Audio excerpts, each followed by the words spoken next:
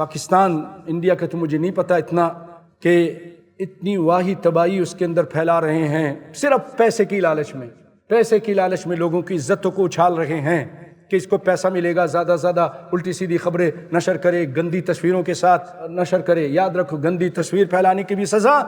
اور اگر کسی پر الزام لگایا، تہمت لگائے کہ فلاں کی بیوی ایسی، فلاں عورت ایسی، فلاں لیڈر ایسا، فلاں خاتون مر گئی ہے لیکن اس کے بارے میں اس طرح کی باتیں، کوئی بہت بڑی لیڈر تھی فوت ہو گئی، کیا آپ نے اپنی آنکھوں سے دیکھا ہے کہ وہ لوگ گواہی دیں گے؟ تو بھائیوں، یہ جو آج ہم اس طرح یوٹیوب پہ پھیلا رہے ہیں یہ چیزیں، اللہ کرے میری آواز ان تک بھی پہنچے، یہ جو تم کام کر رہے ہو پیسہ کمانے کے لیے، یاد رکھو یہ بہت گناہ کا کام ہے، کسی پہ الزام لگانا،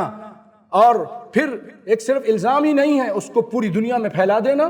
مومن کی بات تو یہ ہے، مومن ایسا ہوتا ہے اگر کسی کو کسی برائی کرتے ہوئے دیکھ لیا اس پہ پردہ ڈالتا ہے۔ من ستر مسلمن سترہ اللہ، جو کسی مومن پر پردہ ڈالتا ہے اللہ اس پہ پردہ ڈالتا ہے۔ تو اس باتوں کو اس طرح پھیلا رہا ہے، سچی ہے یا جھوٹ؟ اگر سچی ہے تب بھی جائز نہیں ہے، اور اگر جھوٹی ہے تو پھر تو بہت بڑا گناہ ہے، تہمت لگا رہے ہو، الزام لگا رہے ہو۔ دنیا میں 80 درے اس کی سزا ہے، اور آخرت میں بہت بڑی سزا ہے۔